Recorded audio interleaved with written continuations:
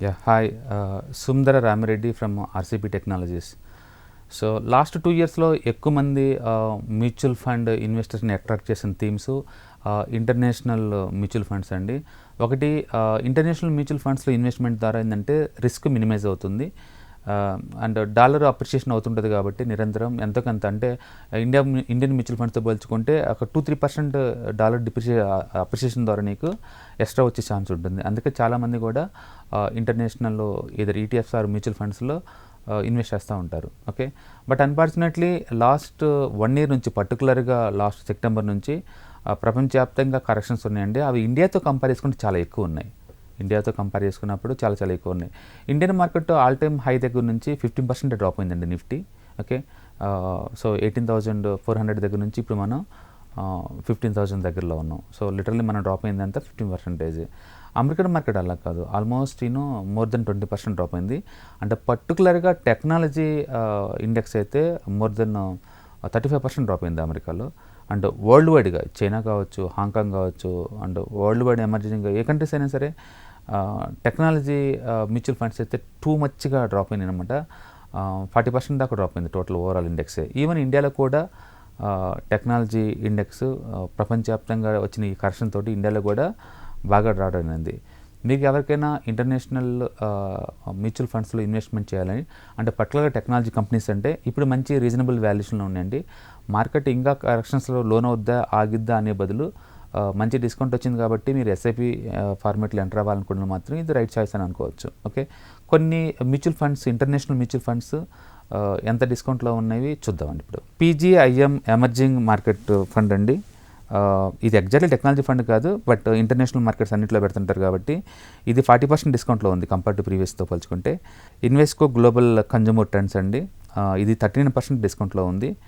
And Edelweiss US technology fund, ఇది hardcore technology fund అండి, ఇది 37% డిస్కౌంట్లో ఉంది ఇప్పుడు.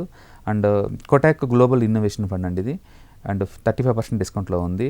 అండ్ మిరా ఎసెట్ వాళ్ళదైతే ఫాంగ్ ప్లస్ ఈక్విటీ మార్కెట్లో 33% డిస్కౌంట్లో ఉంది. And Franklin US opportunities fund 32% డిస్కౌంట్లో ఉంది. And Edelweiss greater China equity fund అండి, అది ఎక్స్క్లూజివ్లీ చైనా మార్కెట్లో ఇన్వెస్ట్ చేస్తారు అండ్ 29% డిస్కౌంట్లో ఉంది కరెంట్. అండ్ ఐసిఐసిఐ నాస్డాక్ 100 అమెరికాలో టాప్ 100 టెక్నాలజీ కంపెనీ ఇన్వెస్ట్ చేస్తారు అండ్ 25% డిస్కౌంట్లో ఉంది. అండ్ కోటాక్ నాస్డాక్ టాప్ 100 అండి, ఇది 25% డిస్కౌంట్లో ఉంది. And HSBC global equity climate change fund, ఇది మోర్ ఇన్నోవేటివ్ ఫండ్ అనమాట, ఇది 25% డిస్కౌంట్లో ఉంది. అండ్ హెచ్డిఎఫ్సి బ్రెజిల్ కావచ్చు 23% డిస్కౌంట్లో ఉంది. అండ్ మోతిలాల్ నాస్డాక్ కూడా 24% డిస్కౌంట్లో ఉంది. And IDFC US equity fund 23% discount. And Nippon Hang Seng bees 21%. And Nippon Japan equity 21% discount.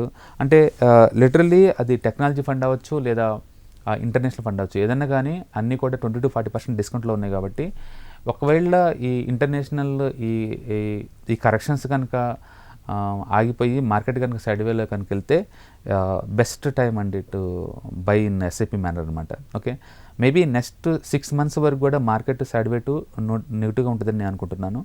So మనకి లాంగ్ టర్మ్ పాయింట్ ఆఫ్లో కాబట్టి డిస్కౌంట్ వచ్చినప్పుడు మనం ఎస్ఐపి ఫార్మేట్లో కొనుక్కోవచ్చు. కాబట్టి మీరు కనుక ఇంటర్నేషనల్ మార్కెట్లో ఇన్వెస్ట్ చేయాలి ఏదైనా టెక్నాలజీ ఆర్ నాన్ టెక్నాలజీ అని అనుకుంటే కనుక this is the best opportunity. So అంటే పర్టికులర్గా చైనాలో టూ మచ్ కరెక్షన్ వస్తున్నాయండి, అక్కడ ఇక మార్కెట్లో స్టేబుల్ అవుతాయని అనుకుంటాము. ఈ కోవిడ్ అన్నీ ఒకసారి అయిపోయిందంటే మళ్ళీ ఒకసారిగా సప్లై సైడ్ నెట్వర్క్ బాగోతే చైనా డెవలప్ అయ్యే ఛాన్స్ ఎక్కువ ఉంది. కాబట్టి మీరు కావాలంటే చైనా సెంట్రిక్ లేదా హాంకాంగ్ సెంట్రిక్ ఫండ్స్ కానీ లేకపోతే ఇంటర్నేషనల్ టెక్నాలజీ ఫండ్స్లో కానీ ఇన్వెస్ట్ చేసుకోవచ్చు.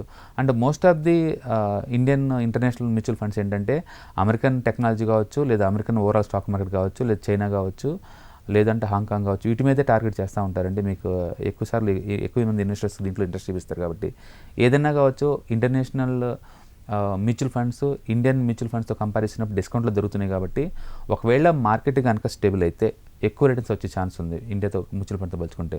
ఎందుకంటే ఇండియన్ మ్యూచువల్ ఫండ్స్ అంత హెవీ డిస్కౌంట్స్ ఏం పడలేదండి, నిఫ్టీ అంత ఎక్కువ పడలేదు కాబట్టి. సో బట్ ఇంటర్నేషనల్ మార్కెట్లో అలా కాదు, చాలా హ్యూజ్ డిస్కౌంట్లో ఉన్నాయి. కాబట్టి పర్టికులర్గా టెక్నాలజీ కంపెనీస్ మంచి డిస్కౌంట్లో ఉన్నాయి. కాబట్టి మీరు మేబీ కన్సిడర్ చేయొచ్చు. మేబీ మీ దగ్గర అసలు ఒక టెక్నాలజీ ఫండ్ కూడా లేదనుకోండి, మేబీ నాస్డాక్ 100 కన్సిడర్ చేయొచ్చు, ఎందుకంటే డీప్ డిస్కౌంట్లో ఉంది కాబట్టి. అండ్ మార్కెట్ నిజంగా ఒక్కసారిగా తిరిగి రివర్స్ అవుతాయి అంటే కాకపోవచ్చు. బట్ మనం కొనేది ఎస్ఐపిలో కాబట్టి ఎంత పడుతుందనే దాని బదులు ఎన్ని నెలలతో ఈ యూనిట్స్ని అక్యుములేట్ చేస్తున్నాం అనే దాన్ని బట్టేసి మీకు రిటర్న్స్ ఎక్కువ వచ్చే ఛాన్స్ ఎక్కువ ఉంటుంది. సో మీరు కనుక ఇంటర్నేషనల్ మ్యూచువల్ ఫండ్స్లో కనుక ఎంటర్ అవుదాం అనుకుంటే మేము ఇచ్చిన లిస్ట్లో ఏదో దాన్ని మంచి దాన్ని చూస్ చేసుకొని మీరు ఎంటర్ అవ్వచ్చు. Thank you.